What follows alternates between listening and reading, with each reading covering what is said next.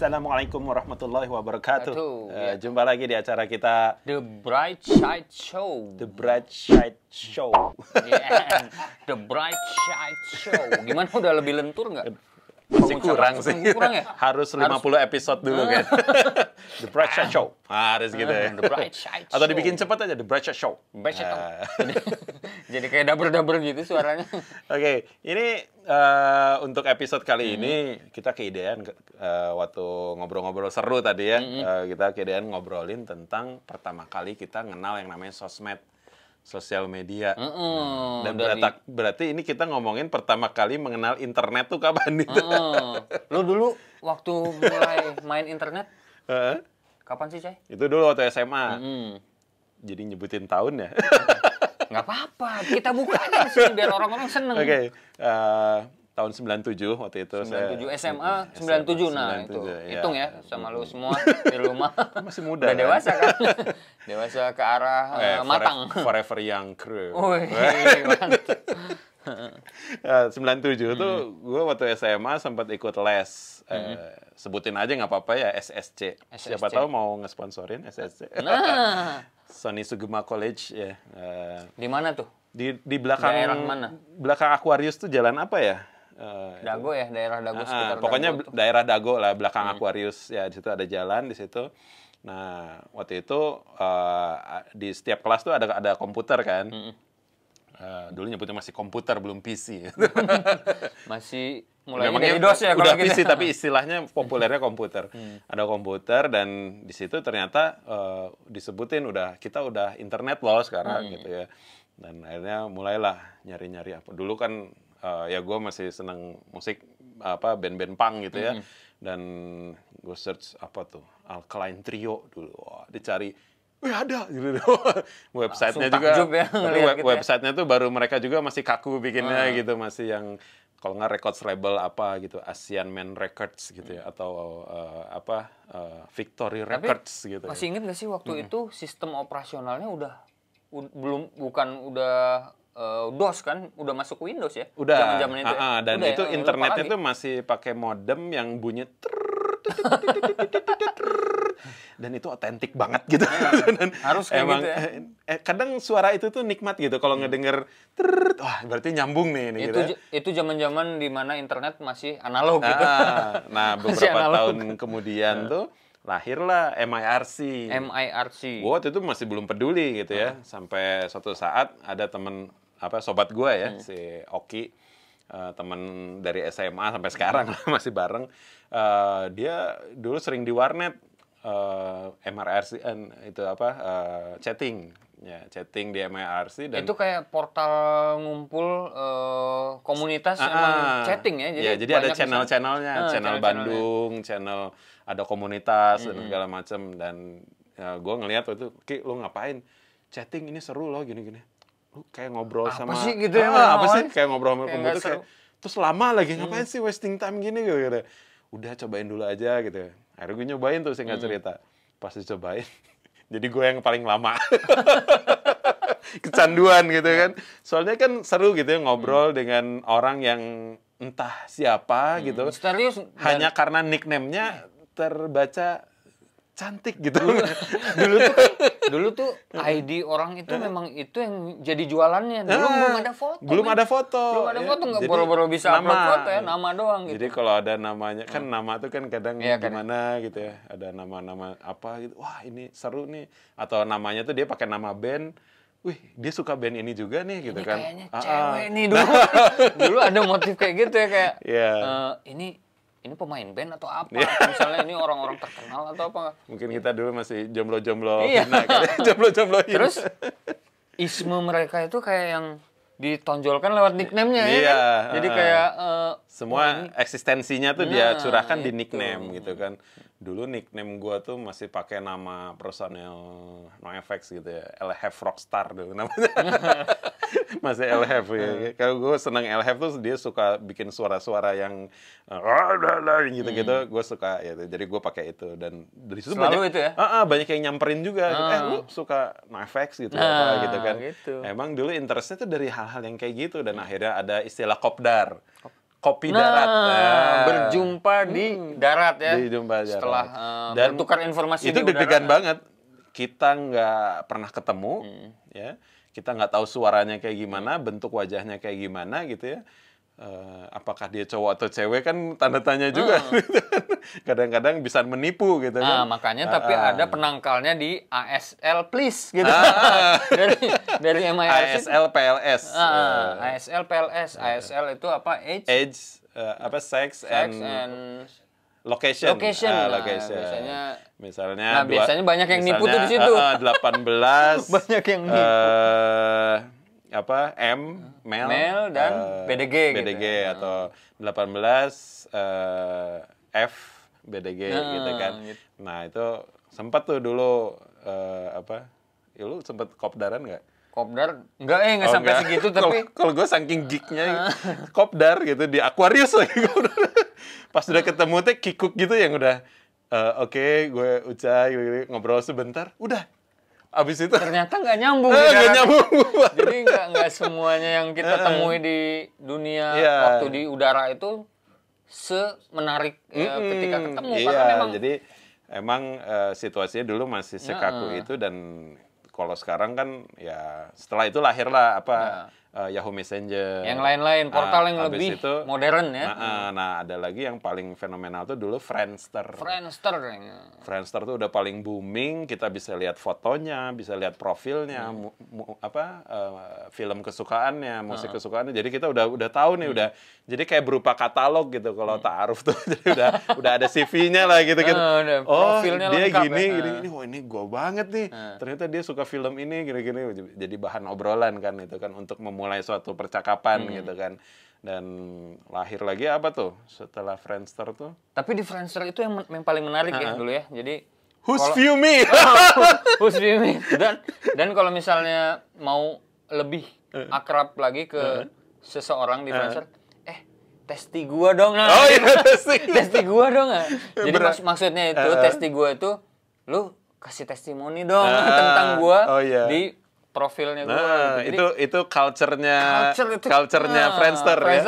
Saling meminta testi biar kita kelihatan banyak yang testi. Nah, jadi berarti kita kayak di komen sama orang yang penting yang menjadi harapan kita untuk si ininya jadi naik lah grade-nya gitu. Nah itu pas yang ngeri itu ada Who's View Me. Yang di Friendster itu ketika kita klik Who's View Me, kita bisa ngelihat siapa aja yang kepo sama akun kita. Itu.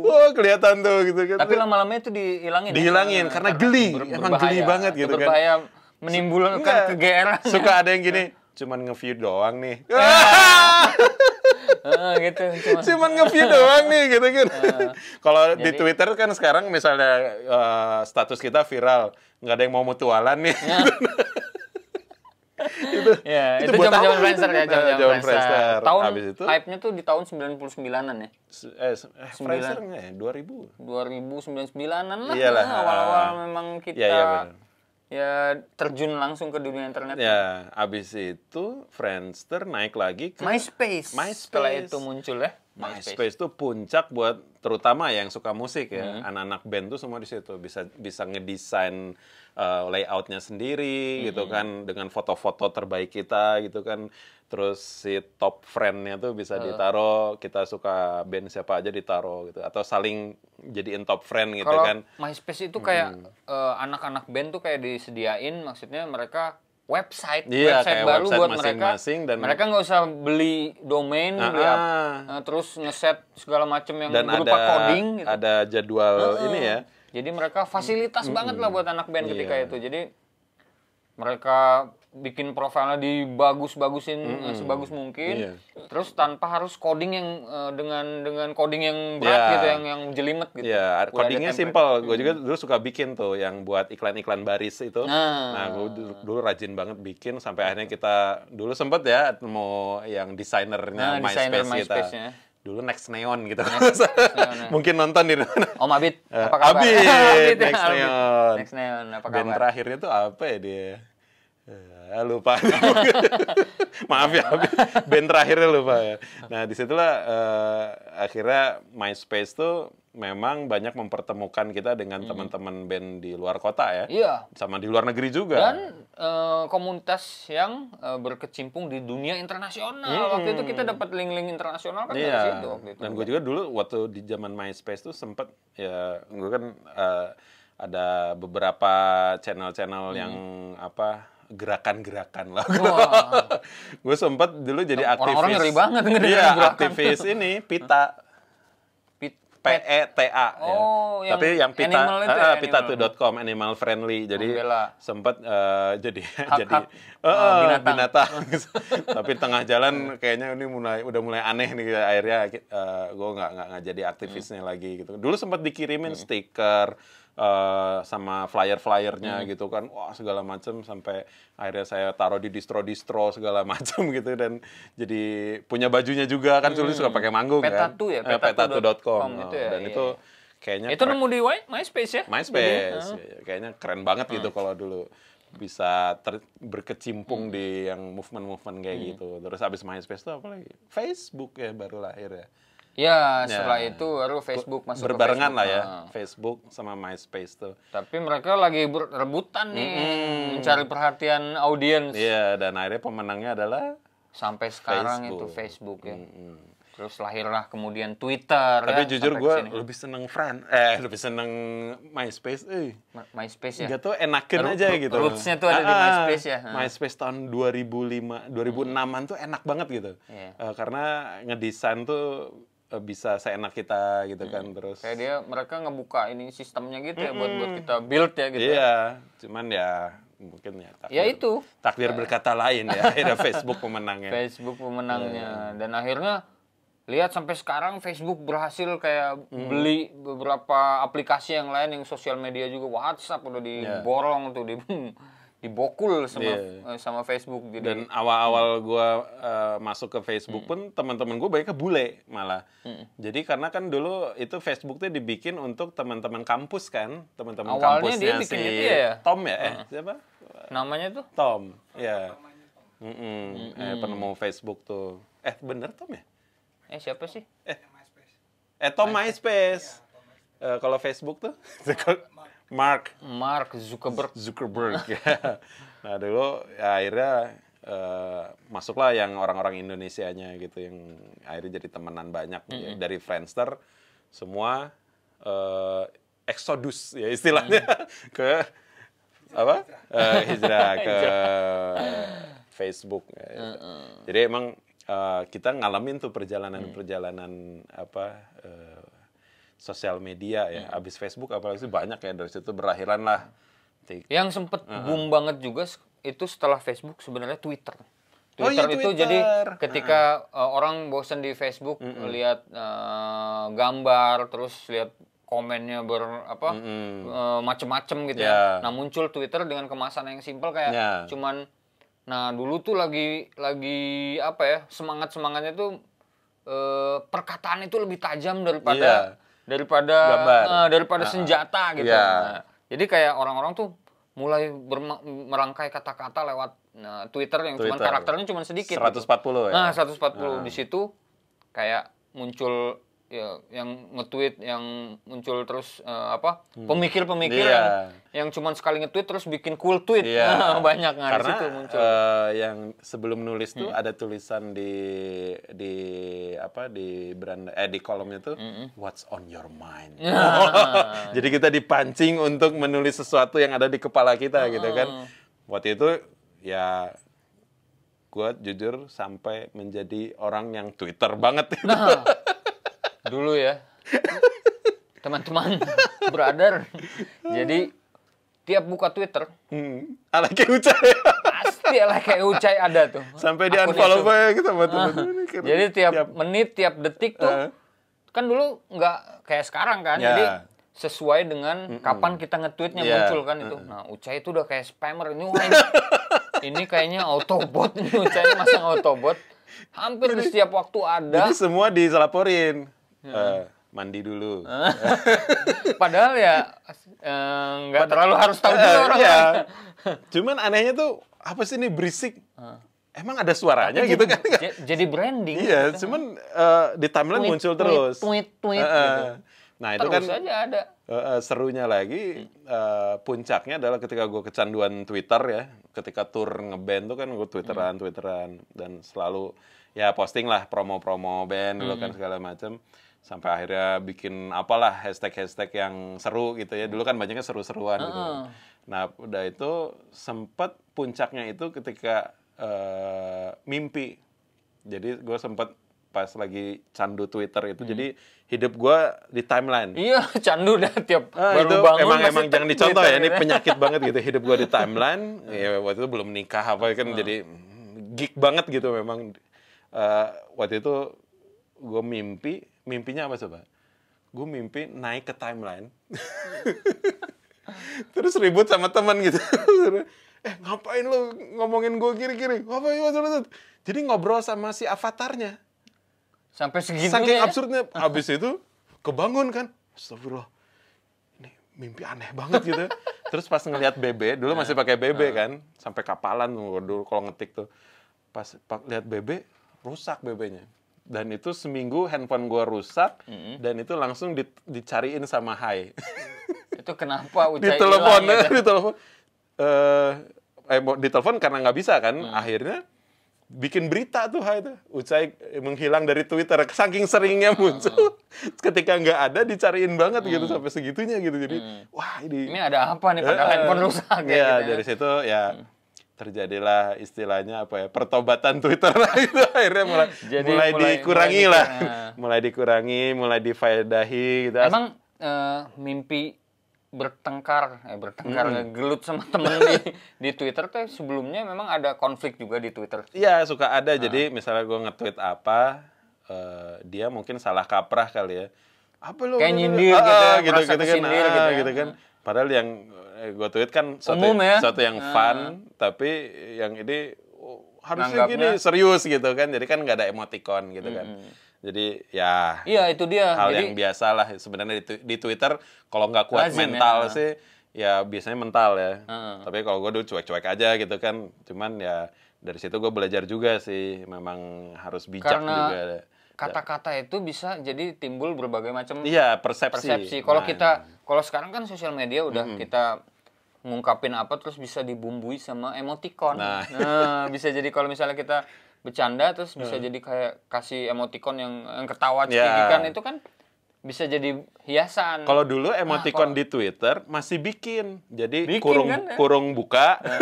Terus yang gitu kalau mau senyum tuh gitu pakai yang bikin aja. Terus kurung tutup gitu kan. Ada gitu ya, coding. Coding lagi jadi emang harus ngulik dulu atau emang udah ada template-nya gitu. Dan kadang-kadang itu ngabisin karakter nggak dipakai. Ngabisin karakter, jadi harus dipilih-pilih kata. Kadang-kadang kita lagi ngedit kata-kata salah baca kita terus di tweet orang salah kaprah. Nah, itu yang jadi nggak ada titik koma, nimbulin konflik dan gesekan di Twitter. Kadang kita nge-tweet udah tinggalin kan, terus makan, mandi segala macam, pas dilihat, kenapa ini jadi banyak yang marah? Nah, itu kan ternyata nggak ada titik koma. Ini gue harusnya ada yang di sini tuh, nah gitu, tapi nggak ketulis. Nah, ini kan jadi masalah gitu kan. Memang seru banget sih itu masalah Twitter kayak gitu ya. Jadi sekarang juga saya mau minta maaf. Buat yang pernah tersinggung di Twitter. Dosa-dosa Twitternya Ucai gitu, dosa jadi, Twitter. Jadi mohon itu dijadikan uzur. Ya apalah, karena kan memang kita kadang banyak tipe atau apa kan orang kadang nganggapnya beda beda. Setiap orang pasti ngalamin kok ya. Salah kaprah di Twitter pasti dia ngalamin. Lu ya pernah kayak. Pernah ada sih beberapa, jadi kayak ada justru kayak kegeeran gitu. Kegeeran padahal mah bukan muji yang itu gitu. Tapi yang itu malah jadi kayak ini gitu. Jadi kalau enggak kita lagi nge-tweet apa gitu, lapar gitu. Terus berikutnya tuh ada yang nge-tweet teman kita reply gitu ya. Enggak nge-reply, tapi no mention gitu. No mention. Jadi kayak tapi ini ke gua bukannya ini gitu. Makan burger kayaknya enak nih, ngafe kayaknya enak nih gitu kan. Gitu, jadi ini ke gua bukannya. Kok relate ya gitu kan. Itu kadang GR-GR gitu ada gitu. Seru sih. Cuman ya itu tadi, ketika kita nge-tweet dulu unfaedah ya sebutnya ya. Maksudnya sesuatu yang berantakan banget gitu, ya kita kita realize gitu ya. Sadar gitu bahwa oh iya, ini perkataan tuh ini memang harus kita olah buat jadi sesuatu yang faedah tuh memang penting banget gitu kan. Jadi ya sosmed ini ujung-ujungnya tuh sebenarnya ya itu kayak pisau ya, mau dijadiin alat buat masak atau buat nodong. Nah ini bahaya ya, jadi kayak pisau bermata dua itu. Istilahnya gitu nggak sih? Gue suka bingung sama istilah-istilah. Dulu bahasa Indonesianya pasti agak suka bolos ya? Enggak sih, gue bahasa Indonesia bagus. Bagus ya? Bagus. Dulu karena gue kalau ada tugas bikin puisi itu nilainya tinggi. Makanya jadi songwriter. Nah setelah era Twitter muncul era Instagram ya. Abis orang bosen sama kata-kata doang, terus capek tweet war, capek cold tweet. Muncul Instagram yang jadi kayak penyegaran buat netizen. Terus di situ ada foto ya. Foto fresh gitu, kelihatan visualnya. Tapi awal-awal tuh orang-orang yang artsy yang masuk Instagram. Oh bener, ya jadi kan? Harus angle-nya yang terbaik dan foto-foto yang pencahayaannya luar biasa. Tapi lama-lama ya akhirnya buyatak juga. Lama-lama jadi sekarang IG kita dong Kak, cek. Ya gitu, jadi ya itu sesuai dengan ini ya. Jadi kayak seleksi alam aja. Jadi ternyata Instagram itu memang media yang bagus banget dipakai buat promo barang dan jualan ternyata. Kalau gue dulu Instagram tuh termasuk yang telat. Jadi pas lagi awal-awal ada Instagram tuh gue masih Twitter banget. Dan ada sebelumnya Twitter. ada blog-blog gitu Multiply. Oh, Multiply. Gue aktif di Multiply, Twitter sama mailing list. Sekarang apa kabar? Multiply apa kabar? Multiply masih dipakai nggak sih? Enggak ya. Ini ya udah out. Udah. Orang-orang lebih ke apa ya? Banyak sekarang? Sih dulu ada High Five, ada apa? Dan gue dulu semua bikin akun. Hidupnya di internet tuh.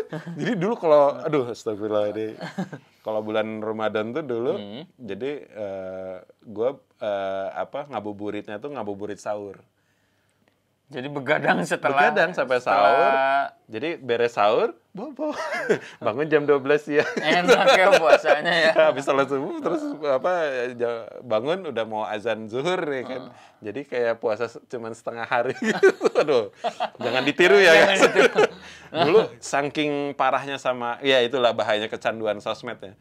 Semua sosmed dimasukin, diaktifin gitu dan ya akhirnya ya gitulah, gue hidup di dunia internet jadinya. Jadi kehidupan di alam nyatanya tuh agak-agak sedikit gitu, maksudnya nggak seimbang lah. Iya, tapi ketika sadar sekarang sosial media itu udah nggak jadi dunia yang maya juga. Jadi memang kenyataan yang kita lihat sekarang tuh ada semua di sosmed. Jadi sekarang gimana kita kayak memegang sosmed itu untuk menjadi sesuatu yang bermanfaat buat lingkungan, buat keluarga, buat semuanya lah. Apalagi sampai akhirnya lahir YouTube. Wah, ya ini YouTube. Ini YouTube. You're watching YouTube. Oke, buat YouTube endorse kita ya. Ini promo YouTube loh. Ini program YouTube ini bisa menjadi sangat faedah bila teman-teman melakukan support ke program ini. Caranya langsung luncur ke sini. Langsung bisa nih colekannya. Ini program ini bisa sangat bermanfaat bila kalian support ke program ini dan bisa berkontribusi ke dunia kemanusiaan, karena peruntukan program ini kita lakukan nanti untuk dunia kemanusiaan lewat explore. Gitu, jadi brother. Dari ngalor ngidul kita tadi ya, cerita tentang dunia internet kita ini, yang kebanyakan gue yang cerita karena gue paling gila di situ, tanda kutip. Maksudnya hidupnya dulu emang di situ gitu karena jomblo akut. Dulu di band kan paling geek gue. Kayak anak-anak ngapain ini gitu deh. Yang promoin dulu apa? Ya dulu, karena semua aktivitas internet Rocket Rockers dulu gue yang pegang. Ucai yang pegang akunnya. Saya mah dulu tinggal Cai. Ini ya, sok. Sampai akhirnya gue bagi duit dong. Duit kas, buat apa? Buat warnet. Biaya warnet, ada budgetnya dulu. Karena dulu kalau ngupload video ke YouTube, itu butuh itu 18 jam. Aduh, gue ngalamin 18 jam. Ngupload video ke YouTube. Didiemin ya? Iya, didiemin sampai, sampai ya, makan dulu, segala macem. Pulang dulu, temen ke si adminnya di warnet. Ini saya blok ya? Ini diemin dulu ya, lagi ngupload. Iya, gitu. Itu emang gila sih dulu. Iya. Cuman ya ini lah, sekarang ya kondisinya kan kita udah... Sekarang kita sudah nggak harus pergi ke warnet, udah di dalam genggaman kita. Iya, semua udah praktis, ya tinggal kita memanfaatkan kepraktisan ini sefaedah mungkin. Karena kalau nggak berfaedah ya ini bisa jadi sesuatu yang mengerikan ya. Karena sekarang anak-anak tuh udah pada buka YouTube, buka Twitter, segala macam. Instagram ya terutama ya. Dan mereka... Dan sekarang juga ada aplikasi yang banyak ibu sama anak tuh joget-joget coba. Joget-joget di sosial media, terus ada iringan lagunya. Terus jadi kayak bahan ketawaan orang-orang gitu. TikTok. Ya sebutin aja lah TikTok ya. Tapi itu jadi hype banget. Nah, kalau bisa sih penggunaan TikTok itu mungkin bisa di-switch ke yang faedah. Yang menjadi ada sih berfaedah. Udah ada beberapa orang yang membuat gitu? yang tadinya cuma joget-joget ada yang dibikin faedah pun ada gitu kan. Ada, cari aja TikToknya. Gue belum download sih karena takut ya. Takut terjebak. Takut enjoy. Setan sosmed gue yang dulu tuh. Let's dance gitu kan. Joget bro. Aduh, bisa kacau dunia. Perucayan nih kan. Ya Allah. Nah itu kan memang ujian juga ya buat kita ya. Ketika ada sosmed yang menarik gitu kan. Kita pengen ngapain. Tapi kita harus mindsetnya harus ditanam nih. Ketika kita megang sosmed. Sesuatu yang berfaedah apa nih yang bisa gue angkat hari ini gitu kan. Selalu mindsetnya seperti itu agar ya tidak terjadi kerusakan di masyarakat. Karena masyarakat ini kadang menyerap sesuatu tuh instan, cepat, apalagi anak muda ABG gitu ya. Dan itu kalau yang ya sebutlah yang terlalu vulgar tuh kayaknya mudah ditiru dan mereka menganggap kalau gue foto gini dengan pose seperti ini, followers gue jadi banyak. Dan banyak itu kayak gitu. Ya terutama memang kaum perempuan. Nggak dipungkiri cara seperti itu tuh kayak naikin follower tuh cepat banget. Jadi kadang ini siapa, kenapa followersnya banyak? Karena foto-fotonya gitu. Jadi prestasinya cuman itu gitu kan. Ini kan sesuatu yang mengerikan. Dan kenapa mengerikan? Bukan kita sok gimana gitu, tapi kan kita mikirnya gini, kalau kita punya anak terus gitu-gitu kita pasti nggak ridho kan gitu kan. Nah ini kan yang menjadi PR lah buat kita ya untuk edukasi biar sosmed ini tuh bukan jadi sekedar ajang untuk eksistensi, tapi ketika kita punya followers banyak apalagi ya, nah itu bisa jadi manfaat banget tuh kalau kita posting sesuatu yang bisa berdampak positif buat orang gitu, menumbuhkan rasa kemanusiaan. Buat banyak orang gitu. Jadi kita undang seleb-seleb Instagram yang followernya jutaan. Untuk hadir ke acara ini ya, The Bright Shine Show. Dan mungkin artis-artis gitu yang pengen support explore gitu ya, yang followernya jutaan karena misalnya bosen selfie mulu gitu ya.